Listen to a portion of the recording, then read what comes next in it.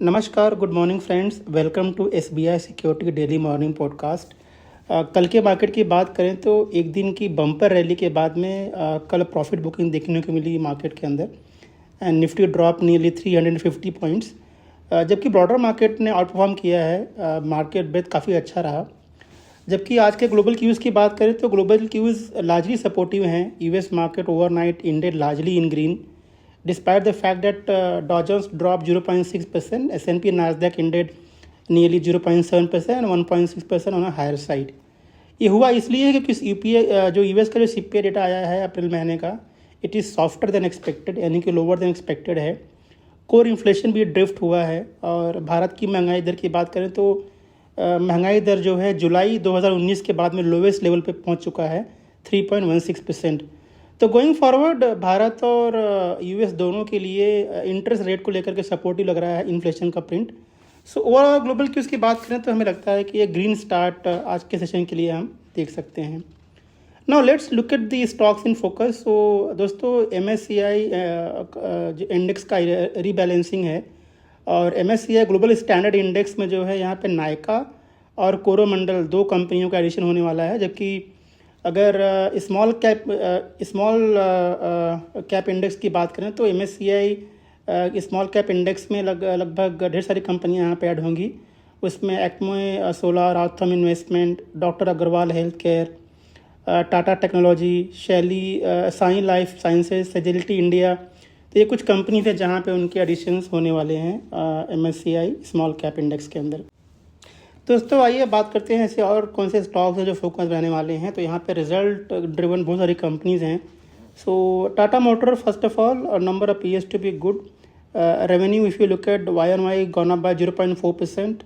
If you look at the net profit drop 51%, but the overall numbers are better than the market expectation. Expect this stock to react positively. GlaxoSmithKline Pharmaceutical, if you look at the number, यहाँ पे 5% का growth है sales के अंदर, profit growth है 35% के आसपास का, मार्जिन में भी इम्प्रूवमेंट है। तो उम्मीद करते हैं कि ग्लैक्सोस्मिथक्लाइन फार्मास्यूटिकल कंपनी जो है पॉजिटिव रिएक्ट करेगी। भारतीय एयरटेल और भारतीय हेक्साकॉम, इन दोनों कंपनियों का रिजल्ट जो है मार्केट आवर के बाद में कल आया है। बात करते हैं भारतीय हेक्साकॉम की, तो यहाँ पर टोटल इनकम में ग्रोथ लगभग 23% के आसपास की है। प्रॉफिट की बात करें तो यहाँ पे डबल हो गया है करंट क्वार्टर के अंदर। बेटा मार्जिन में भी जो है एक्सपांशन है। तो ओवरऑल नंबर जो है अच्छा है भारतीय हेक्साकॉम का। और आज उनका जो है कॉन्कॉल है, तो इसके बारे में और डिटेल में हम शेयर करेंगे। भारतीय एयरटेल का नंबर भी काफ़ी बढ़िया लग रहा है यहाँ पे। रेवेन्यू में अगर बात करें तो 27% ग्रोथ रेवेन्यू के अंदर है। बेटा बढ़कर के आया है 40%। प्रॉफिट जो है 77% बढ़कर के आया हुआ है। आरपू में ग्रोथ है 17% के आसपास का, और मार्जिन में भी एक्सपांशन है। तो भारतीय एयरटेल और भारतीय हेक्साकॉम दोनों का नंबर जो है अच्छा लग रहा है। Dalmia Bharat has delivered the number and if you look at the performances looks to be work quite good. Dalmia Bharat sugars revenue went up by 36%, the profit went up by 126%. So a strong number for Dalmia Bharat. Then Sirma SGS has also delivered the number, 18% drop in the revenue, but the profit went up by 87%. So overall number, if you look at, looks to be decent for Sirma SGS.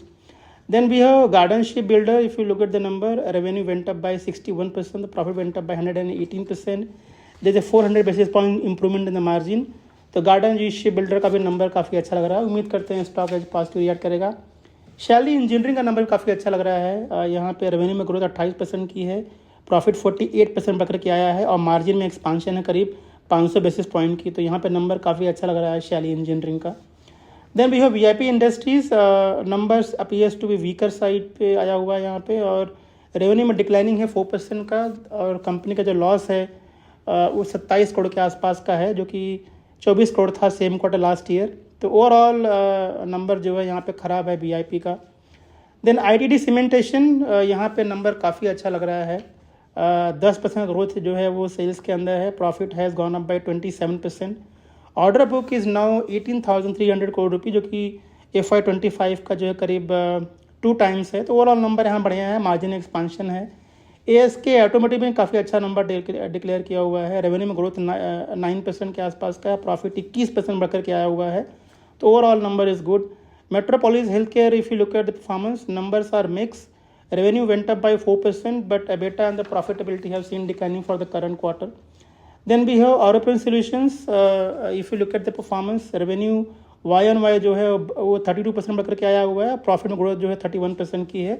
So a strong number for European Solutions. Next is other stock focus because of the respective news. So Avenue Supermarket has opened new store in Punjab. The total store count has now increased to 420. So overall decent for Avenue Supermarket in the long term. Then we have Syrma SGS. The company has said that they are going to raise 1,000 crore rupees of equity through QIP placement. So positive for Syrma SGS in medium to long term. And finally, ITD Cementation has received 593 crore rupees of order from Jaipur International Airport. So positive for ITD Cementation. So friends, all these companies will be in focus because of the respective news.